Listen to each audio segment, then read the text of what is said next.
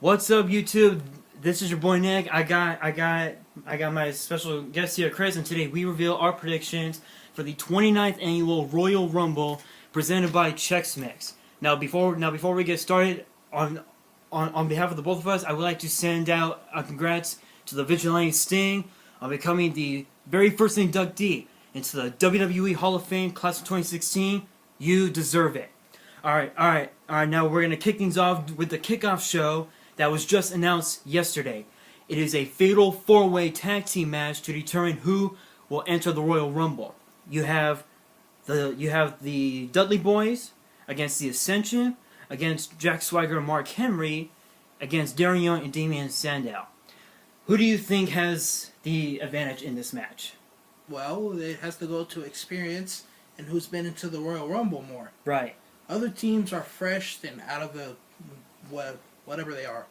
But they're fresh, they've been into maybe one Royal Rumble or their first time.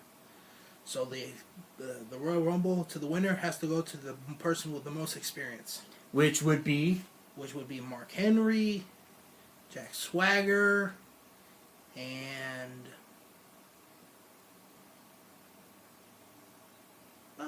the Dudley Boys.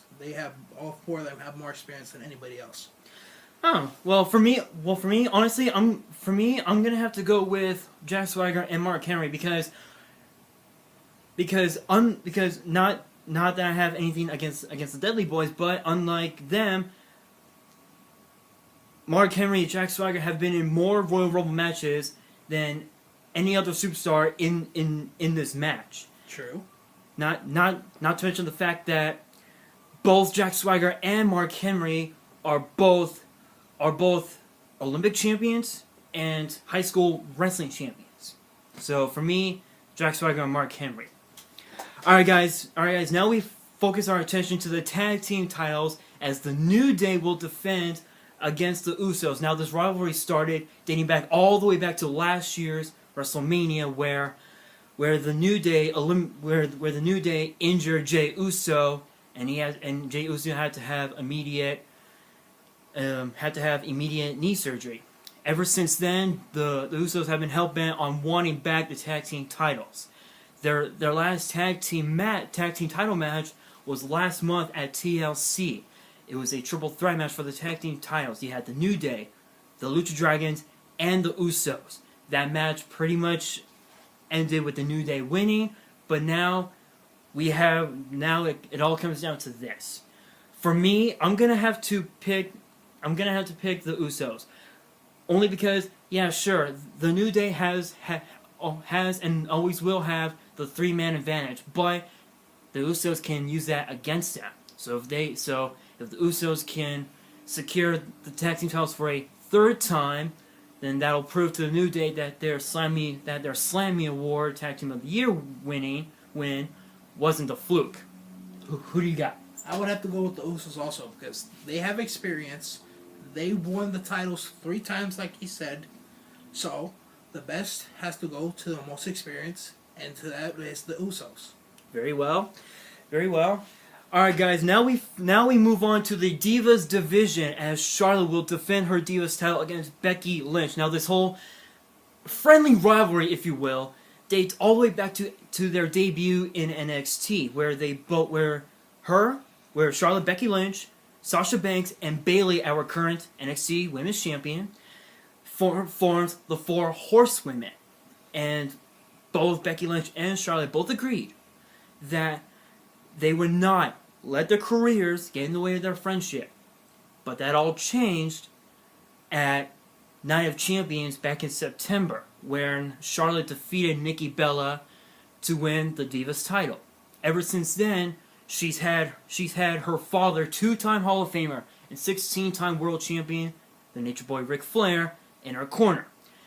Yet Becky Lynch still believed that they were still friends. So twice they had 2 matches against each other. The first match they had, Charlotte won the match, and why? Because she used her father's dirty tactics. The second time that they went up against each other, Becky Lynch turned the tables and used it against her. and that forced Charlotte to turn her back against Becky Lynch. And now we have this match. The reason why we have this match is because Becky Lynch, how you say, I would probably say, talked smack about her father, saying how he used those dirty tactics over the years. For me, I'm going with Becky Lynch. Reason being is because in a interview, in a backstage interview on WWE.com, Becky Lynch said that she watched the Royal Rumble every year, and that this would be her dream come true if she were to become Divas Champion. Not to mention the fact that she can also use those tactics against Charlotte and Ric Flair. So for me, I'm going for Becky Lynch. I also have to go with Becky Lynch, also because of what she can do and of all the skills she can learn and has in her and over the years. All right, guys. Now we have the United States Championship, as Alberto Del Rio will defend the United States title against Kalisto. Now this whole thing basically began all the way back in November as a part of the WWE World Heavyweight Championship tournament, where during the quarterfinals, Kalisto went up against Alberto Del Rio. Alberto Del Rio defeated Kalisto and went on to the semifinals. Well, a couple months have passed.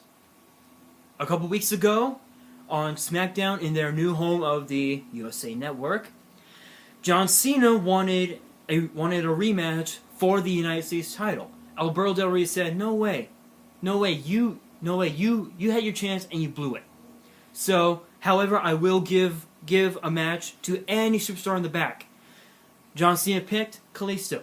Kalisto defeated Alberto Del Rio with John Cena's help, of course. And then on Monday, that Monday, Kalisto won the United States title. Later that week on SmackDown, what a couple weeks ago? Was a couple weeks ago. Alberto Del Rio regained the United States title, all thanks to King Barrett, member of the League of Nations, and because of that, Kalisto was entitled to his rematch. For me, I'm gonna have to say Alberto Del Rio, only because for me, as much as I'm a fan of Kalisto, I don't think he has what it takes to be a singles champion. Not to mention the fact that Del Rio has the League of Nations at his side. Plus, also, he has twice the experience that Kalisto has. Well, who are you going for, man? It's true Alberto Del Rio has the experience, but Kalisto could win based on his knowledge of what he can do to Alberto Del Rio. Although he hasn't been experienced long enough, he does have the qualifications to win this match. Very well. Alright, guys, now we move on to the Intercontinental title, as Dean Ambrose will defend the title against Kevin Owens in a last man standing match. Now, for those of you who don't know what a last man standing match is, allow me to explain the rules. There are no pinfalls, no submissions, no countouts, and no disqualifications. The only way to win is to incapacitate your opponent to the point where he cannot answer the referee's 10 count. Now this heated rivalry started again back at Survivor Series as a part of the semifinals of the WWE World Heavyweight Championship tournament, where Dean Ambrose and Kevin Owens was in one bracket and Roman Reigns and Alberto Del Rio was in another. Dean Ambrose defeated Kevin Owens with using his Dirty Deeds finisher and a pin cover. That in turn gave Dean Ambrose a Intercontinental title shot last month at TLC. Dean Ambrose ended up winning that match, and ever since that loss, Kevin Owens has never been the same. He has took out superstars like Dolph Ziggler and Neville. Dean Ambrose had defended the Intercontinental title that involves Kevin Owens, but one of them was in a triple threat match in which Dean Ambrose won. The second one ended in a double countout. And now it is all come down to this, the rubber match. For me, you know what, honestly, I'm gonna have to say Dean Ambrose because in a Michael Cole exclusive interview on WWE.com that I saw, Kevin Owens mentioned a few things. One is that he's doing this for the money. He's a prize fighter, which it is true. I'm not taking anything away from him. He is a prize fighter, and he doesn't care about the fans, which that's fine. We don't care. That's his opinion. Exactly. It doesn't matter. Exactly. That's